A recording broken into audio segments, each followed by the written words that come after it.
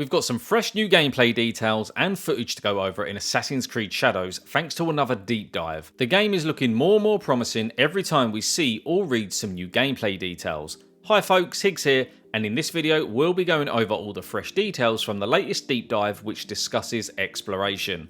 If all things gaming, news and reviews are your thing, consider subscribing to the channel and liking the video for more content. So, this time we've been shown the details on how exploration will work from viewpoints to safe houses and smuggling. There's some nice changes in there and some staples that have stayed.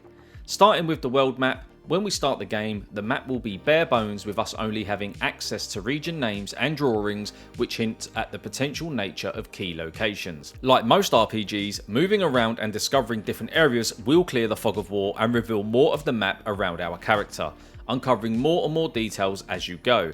So in Shadows, exploration will reward the player by showing more of that map and all the information inside it. When viewing the map, zooming will reveal different sets of information depending on how far or inwards you are zoomed, such as province names at the furthest zoom to local landmarks and icons at the closest.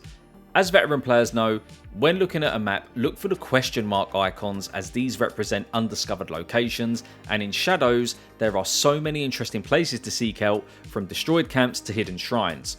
Viewpoints are the next topic, or synchronization points as they are called, something that's been prevalent in the franchise since the beginning. They work slightly differently in Shadows, and by different they mean that instead of unveiling large sections of a map, viewpoints now reveal points of interest like city districts, temples, shrines and castles, most of which are tied to quests or activities. When on a viewpoint, there is an observe mechanic which allows you to move the camera manually 360 degrees to contemplate these points of interest and tag nearby places. If you visited them before, the names will just appear, but if you have not, they'll be listed as undiscovered and you can mark them for future exploration. And for veterans, they have brought back the synchronized camera movement as well, which is a really nice touch. Viewpoints in Shadows will still have fast travel, but you'll have to be careful using these this time round, as some are centered in the heart of enemy strongholds and may cause us issues when trying to move away from them. If you're using Yasuke, he will have to take the stairs unfortunately and fight his way through, so bear that in mind because he is a big lump, whereas Naoe, she could probably be a bit more stealthy, jump across buildings, climb down buildings, out the way into the bushes. I like these subtle changes to sync as it gives the player a sense of exploration and adds more of an immersive feel to the game. That's just me personally from the games or the Assassin's Creed games that I've played in the past. Observe is another change I'm really looking forward to, as the eagle is no longer there like in previous Assassin's Creed games, which allowed the player to easily map out the area they wanted to go to next. But in Shadows, we have to climb and position ourselves on a good vantage point to mark out enemy areas, undiscovered locations, or quests, looking around using the free aim feature. Personally, having to plan out an area using the character is something else that I think players will enjoy, adding the feel of being an assassin, and it's nice to change it up as well. I've got no problem with trying to figure out where I've got to climb to map out enemies and the objective of the certain thing that I'm doing. I think it's a good change overall. And once we've explored a region, we will have safe houses which are called Kakurega available to purchase. And these act as an extension to the main hideout, which is fully customizable as well. Players can do things like refill rations, tools and ammo, plus accepting contracts and replenishing scouts, more on them soon. Kukuregas also act as a fast travel point and are considered safe from enemies because they're out of the enemy line. In Shadows, they've also added a thing called Pathfinder, which they've labelled as a player comfort tool. What this does is it gives the player a guide for a better route so you can avoid shortcuts that may not be viable or steep hills that you can't traverse, which will lead to a longer travel time. It will come in handy when you maybe get lost as well.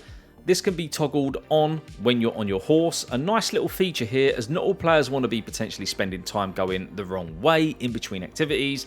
And if you're like me, I know sometimes I can easily get lost and it's nice to have a little line that you can toggle just to get you on the right track. But if you're the Bear Grylls kind and love to explore, by all means, you can do that. You don't need to toggle that on at all. Something they have freshened up is the objective board. Here you'll find objectives and monitor your progress throughout the stories of Japan, from conflicts to backstories of Naoe and Yasuke. And as you progress, new boards will be revealed, with each one taking you to new locations and unique storylines. First implemented in Assassin's Creed Odyssey, It has been evolved to put the player in even more control. You can track and select quest steps, zooming in on a specific NPC, with each target board revealing new opportunities as well. Now onto the scouts. Now, scouts will play a big role in Shadows. As you progress, more people will join you as scouts. They will join what they're calling your league. Their role will be to help you locate quest objectives, gather resources to upgrade the hideout, and even reset provincial alerts. In Shadows, they play a pivotal part in mapping and information as well. You can call upon your world map to deploy scouts and gather a more precise location for your objectives. You can deploy more than one scout, which will increase your chance of finding what you are looking for in particular, using more than one when you're searching for more clues. I like the idea of using scouts to help. It adds another formula to the gameplay mechanic and also allows you to go off and investigate or complete other activities whilst the scouts are assigned to a specific task. Scouts can also get you out of the shit when it comes to alarms being set off, because when one has gone off in a province and the so-called guardians are after you, you can deploy scouts to deactivate that alarm and remove the aggression attitude of patrols and the readiness levels of guards. This is a quicker alternative to waiting for the season to change. And when raiding a wealthy clan's building, you can smuggle goods. Now, sometimes the goods will be too much for Naoe or even Yasuke to carry, so you can mark the goods with a flag and one of your scouts will come and smuggle them over time.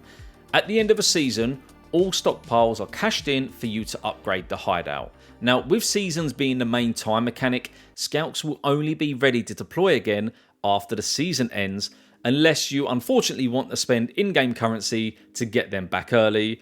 I think waiting is going to be my choice personally. Then they finish the article off with this: a world of opportunities. There is a lot to discover in the open world of Assassin's Creed Shadows, from temples to castles, hidden parkour trails to training grounds and other secrets.